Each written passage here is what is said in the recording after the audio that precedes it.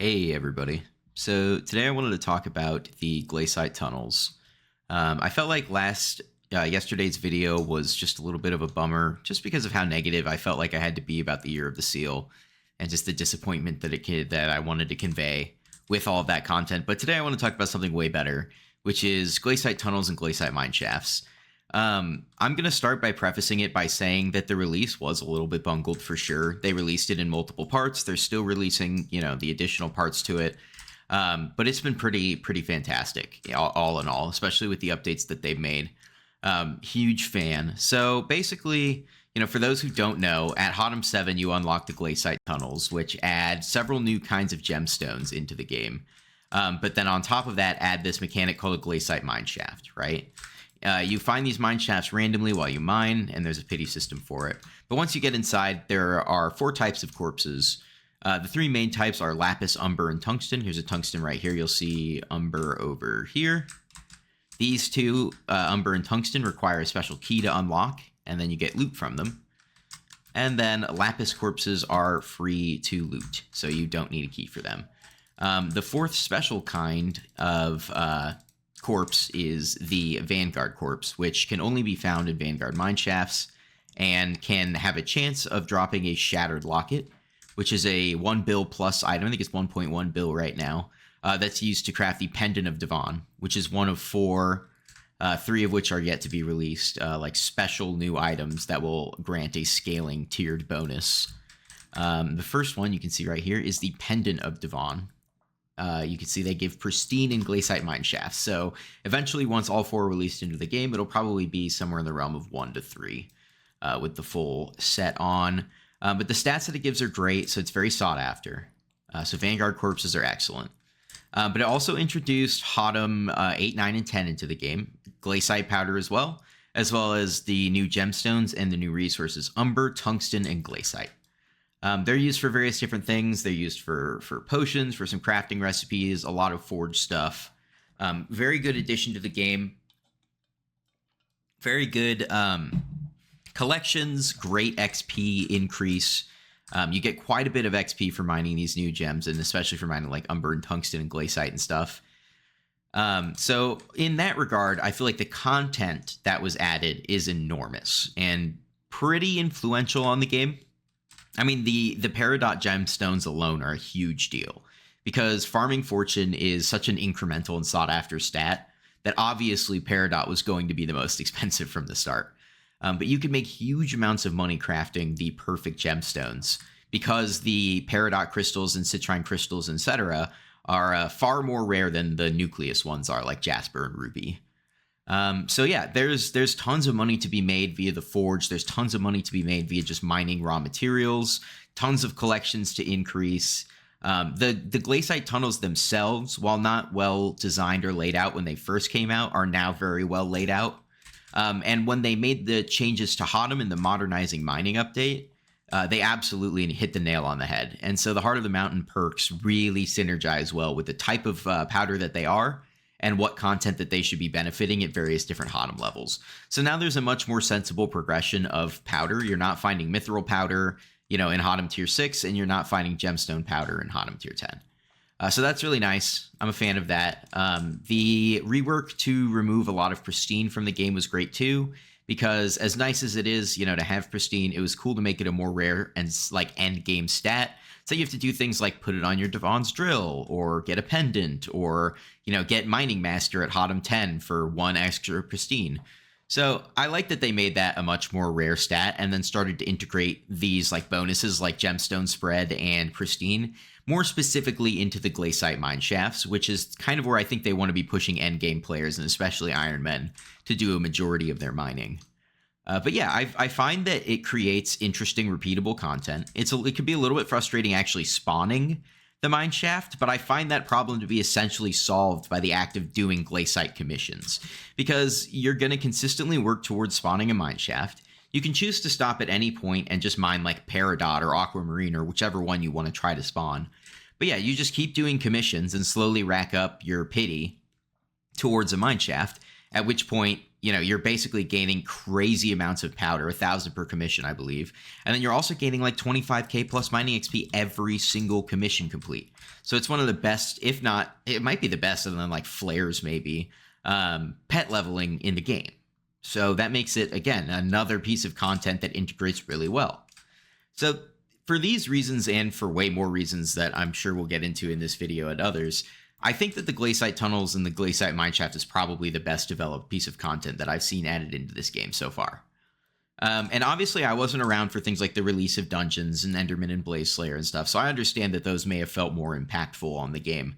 But this Glacite tunnels update, especially for someone like me who enjoys mining, really created an opportunity for me to go crazy on gemstones and resources without having to compete with people in places like the Crystal Hollows, where it's like getting a Jasper, getting a grotto can get toxic fast. But if I get a Jasper mineshaft, that's all me. Completely mine. Don't have to worry about competing. Don't have to worry about anybody else showing up. All I have to worry about is mining as much of it as I can before I get kicked out. I think the cold mechanic is excellent too. It's a pretty good way of encouraging people to work towards getting better cold resistance. It's a good way of limiting the amount of time that you get in mine shafts and in the tunnels, but also making it so that as you get more cold resistance and get more end game in that stat, you will feel a significant difference in your mining experience by raising your cold resistance. And I think that that's how it should be when you have a stat like that. You should feel a significant change going from 0 cold resistance to 90 cold resistance. And you do. You absolutely do feel that change. It's great that it both like prevents you from getting stat drain earlier, but it also prevents cold from accruing as quickly. So like 100, I believe it's 1% increase or decrease in cold accruement speed. Cold accruing? I don't know. But you gain cold at a 1% slower pace per cold resistance, which means it is possible to get 100 with like basically gigamaxed everything plus the Mineshaft Mayhem perk that gives cold resistance. But at 100 cold resistance, you would have double. It would take double the time to get to a single cold. So that's pretty significant. And then on top of that, with 100 cold resistance, your mining speed will never be affected by cold. Huge deal. Normally it's 0.5% per cold over your cold resistance, but if you have 100, you'll never have a reduction because by the time that you hit 100, you just get kicked out. So that is a huge bonus to just the way I understand needing to time gate content, and this is the perfect way to choose to do that. So I'm a really big fan of how they integrated it and how they took several issues with the game that already needed to be solved. Like, a desire for faster pet leveling, a desire for faster mining XP. Not that, Dwarven Mines was too slow, but it's a little bit faster for those high ends. A desire for new gemstones, a desire for new collections, a desire for new gameplay, repeatable gameplay, new bestiary milestones. It really hit everything that people want to see from a good SkyBlock update. And I think that that's something that should be reiterated, right? Because if I'm going to make, a 10-minute video shitting on Year of the Seal, then it only makes sense that I also make a 10-minute video praising the things that I think are worthy of praise, right? And this video will probably end up being, somewhere longer than 10 minutes just because I have so much to say. But I mean, look, here's another thing, right? They said, there's a lot of sources of strength in the game, but not enough sources of crit damage. What if we added a new combat gemstone that offered crit damage instead of strength that you can use in place of Jasper in a lot of spots? Whoa, that is fucking awesome. There are tons of scenarios where you totally don't need more strength, but you absolutely want more crit damage. So that is a huge buff. I'm a big fan of that. And then, the farming fortune speaks for itself. Everybody loves more farming fortune. Sea Creature Chance is awesome, especially with Marina existing, her 4th perk existing now, making it possible to get double hook chance. The higher your Sea Creature chances during Marina, the better. So being able to, get perfect aquamarine gemstones and, things like that, huge game changer for how that works. It gives Iron Men more gemstones to grind for that feel actually meaningful, right? Instead of just kind of feeling like, oh, you're getting, gemstones that either affect mining or affect combat. And if you're, farming main Iron Man, well, screw you. But now it's like, okay, if you put in the work, if you put in the time and the money, you get Hotum 7. you'll be able to do that. You'll be able to start to get gemstones that integrate into other parts of the game, right? Citrine is, take it from me, the foraging update guy. It's going to go to the fucking moon when they release that shit. But right now it feels a little bit out of place because there's only a few spots that you can use citrine. I think actually it's like basically just in the tree cap. Maybe the jungle axe, but I haven't checked, so don't quote me on that one. But yeah, so there's not a ton of sources of usable citrine yet, but obviously that's going to change once the foraging update comes around. There will probably be, of course, new tools, likely new armor, maybe even new equipment that will use gemstone slots. And so we'll find a lot of use for citrine at some point in the future once that foraging update finally hits. So, I mean, if you're on the fence, if you're like, oh, I don't really need the money right now, but I, enjoy mining, go ahead and hit some citrines, make some perfect citrine gemstones, and hold on to those for a while because they're definitely going to skyrocket when the foraging update hits. So anyway, after that little non sequitur, it really feels like all of the gems that were added have a place. And not only do they have a place, but they're filling in a niche that we kind of already wanted, right? Farming fortune, foraging fortune, sea creature chance, and crit damage, right? That's awesome.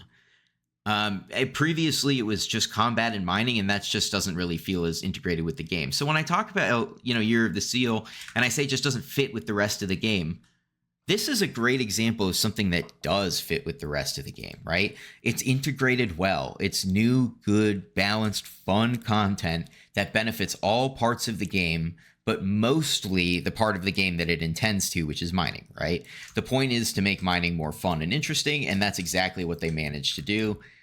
And they also did it in a way that's extremely healthy for the game, and also in a way that keeps players engaged and feeling like they're benefiting their progression in ways that aren't just mining. Or combat, I suppose, but mostly just mining. So yeah, I'm a huge fan of how this was implemented, of how this was designed, and I don't think that I would really change anything about it. I mean, when it first came out, I probably would have changed a few things, like the layout, but they changed the layout. I would have changed, how mine shafts spawn. They changed how mine shafts spawn, right? They added the pity counter. I would have made scraps more common. They made scraps more common.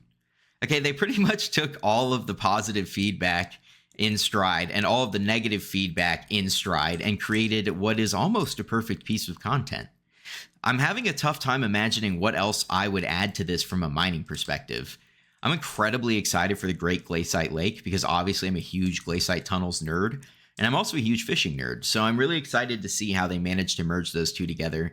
New sea creatures is always crazy exciting to me, and it sounds like they're going to add the second piece of this tiered legacy set that the Pendant of Devon is part of, and it will come from fishing or something related to the Great Glacite Lake at least. They also said that they'll be adding mine shafts that will not be mining related. So once again, doing an awesome job of integrating non-mining things into mining.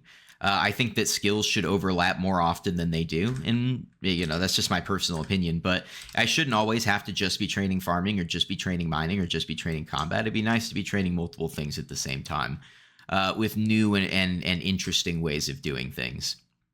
So yeah, that's pretty much everything that I have to say about the Glacite tunnels. I absolutely adore this update, and I think the mine shafts are awesome. They solve a resource competition issue, they're interesting, they're fun, and they add tons of new content to the game. So I really would love to hear what you guys think about the Glacite tunnels. I know there's a decent amount of people who just find it a little bit boring, but yeah, I would be interested to see what you guys think, so let me know down in the comments. And I'll leave a comment as well with my new Twitch, and I am going to try to stream as often as I can. I'll get a stream schedule up at some point in the near future. But yeah, keep an eye out for that. Check that comment. Feel free to check me out on Twitch. Thanks so much for tuning in, guys, and I will catch you next time.